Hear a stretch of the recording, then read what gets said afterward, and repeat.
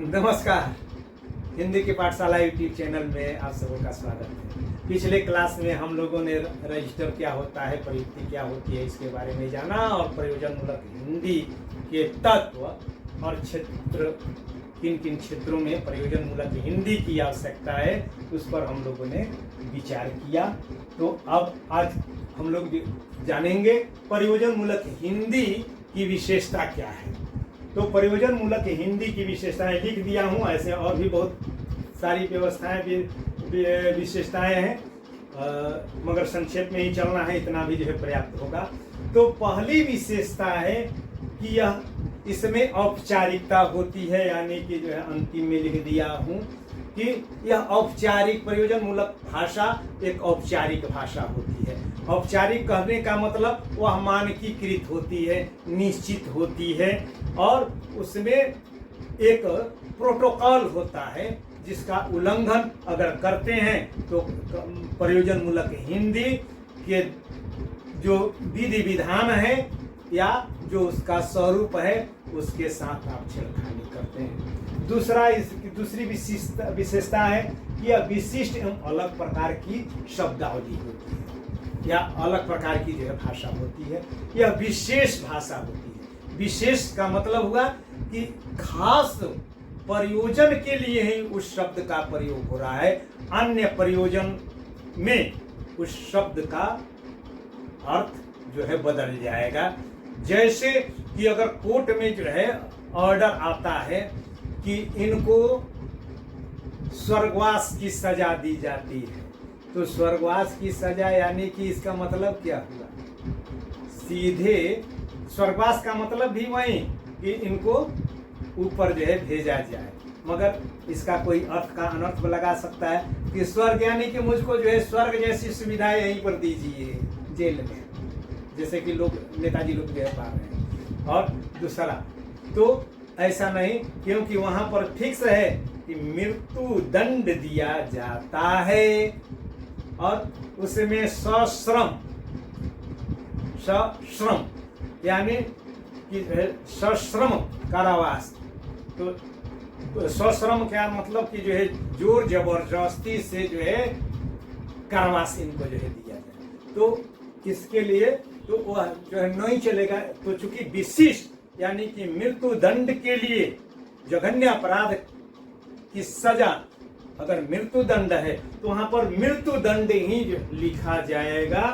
अगर कोई दूसरा शब्द लिखते हैं तो अर्थ का अनर्थ निकाला जा सकता है। और यह अलग प्रकार की होती है, अलग प्रकार की यानी कि सामान्य भाषा नहीं होती है, परंतु यह अलग प्रकार की भाषा होती है, निश्चित निर्धारित और मानकीकृत भाषा होती है। फिर इसका जो है सीमित प्रयोग होता है, यानी कि शब्द के बारे में हम लोग जानते हैं कि शब्द का जो है प्रयोग कहीं भी किया जा सकता है अनौपचारिक रूप से, मगर यहाँ पर चूंकि उसका प्रयोग सीमित हो जाता है, क्योंकि उसको एक सीमित दायरे में या संबंधित विभाग तक ही उसको समेट दिया जाता है। इसलिए इसका स्वरूप या इसकी अगली विशेषता है कि इसका प्रयोग सीमित होता है। और तीसरा, भावनात्मक के स्थान पर यह विचार प्रधान होती है, यानी कि प्रयोजनमूलक हिंदी भाषा में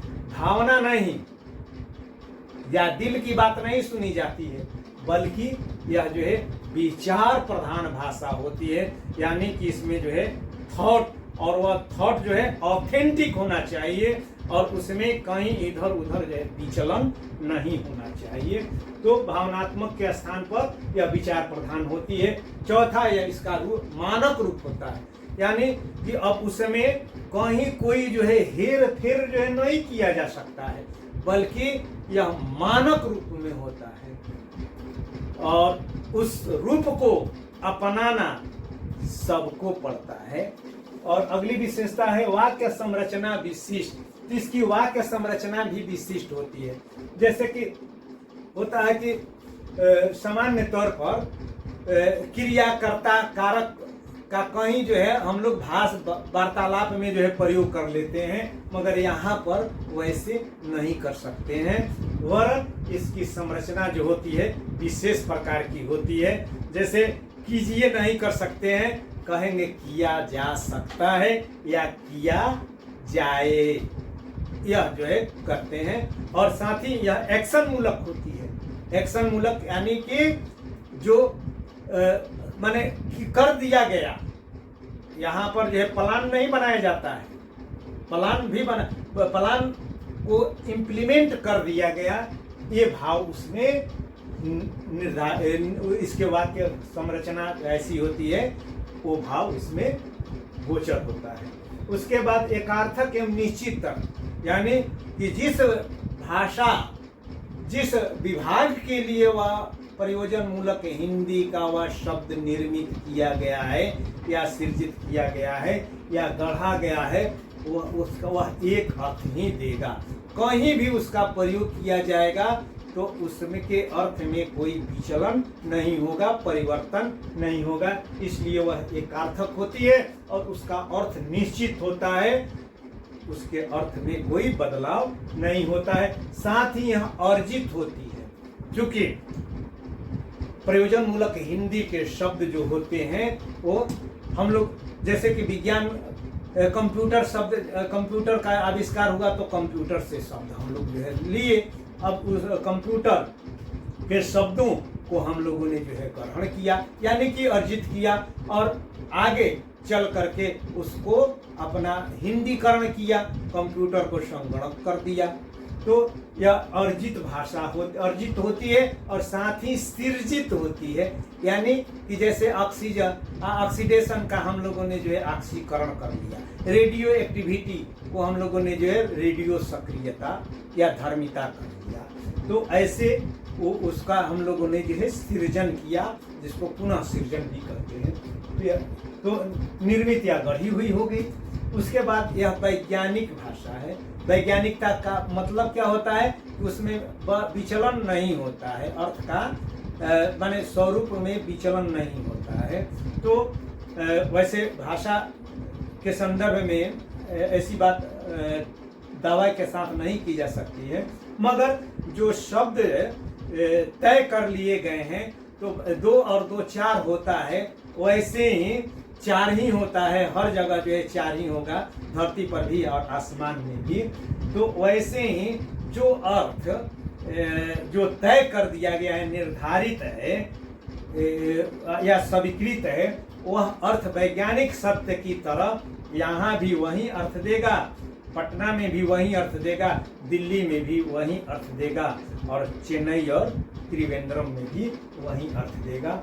वैसे ही सीखने के लिए विशेष प्रयास की जरूरत होती है। लोग इस पर जो है अक्सर जो है बात भी आती है कि कठिन है, तो कोई भाषा कठिन नहीं होती है, परिचित होती है या अपरिचित होती है। जब अपरिचित है तो कठिन है, उसको तो जो है रटना ही पड़ेगा, समझना पड़ेगा। तो इसको जो है, चूंकि यह गढ़ी हुई भाषा है, अर्जित भाषा है और इसका जो है एक खास जो है अर्थ होता है और उसी अर्थ में ही उसको प्रयोग में लाना होता है, इसलिए इस भाषा को सीखने के लिए विशेष प्रयास करने की आवश्यकता होती है। अगला है कि साध्य नहीं साधन है। अभी हम लोगों ने परिभाषा के अंतर्गत भी पढ़ा कि जीविकोपार्जन या जीविका को चलाने के लिए या जीवन की विविध आवश्यकताओं की पूर्ति का यह एक साधन है, माध्यम है, यानी कि इसके द्वारा यह साध्य नहीं हो सकता है। तो और वैज्ञानिकता देख लिए, लेखन वाचन में एक रूपता, यानी कि जो वाचन हो वही लेखन होता है और जो लेखन होता है वही उसी का जो है हम लोग पाठ भी करते हैं। तो प्रयोजन मूलक हिंदी की यह विशेषता है कि लेखन और वाचन में एक रूपता होती है और साथ ही सरलता और स्पष्टता। तो सरलता, अभी हम लोग कठिनता की बात किए और यहाँ पर आ रहा है कि सरलता। तो सरलता इसलिए जो है कही जा रही है कि चूंकि इसका जो है अर्थ जो है स्पष्ट है, अब उसमें जो है विचलन या इधर उधर जो है हेर फेर घपला घोटाला नहीं हो सकता है, उसके रूप को हम परिवर्तित नहीं कर सकते हैं। तो इसलिए एक ही बार जो है प्रयास करना करेंगे तो हमेशा हमेशा के लिए वह शब्द आपकी अपनी संपत्ति हो जाएगी, इसलिए वह सरल है। फिर उसके बाद जो है कर्तरी प्रधान के स्थान पर यह कर्मणि प्रधान है। कर्तरी यानी कि जो है करेंगे नहीं बल्कि कर दिया गया, ऐसा इसमें जो है भाव होता है। तो इस भांति प्रयोजन मूलक हिंदी की यही मुख्य मुख्य विशेषताएं हैं। और इसको लाइक शेयर और सब्सक्राइब भी कीजिएगा और साथ ही साथ इसको बार बार जो है देखिएगा और साथ ही जो है बीच में ही छोड़ नहीं देना है, क्योंकि आप ही लोगों के कहे अनुसार जो है मैं छोटा छोटा जो है दे रहा हूँ। ये ना कि जो है एक एपिसोड जो है खत्म, तो चूंकि सिलसिलेवार ढंग से चल रहा हूँ तो इसलिए सिलसिलेवार ढंग से सबको देखना है।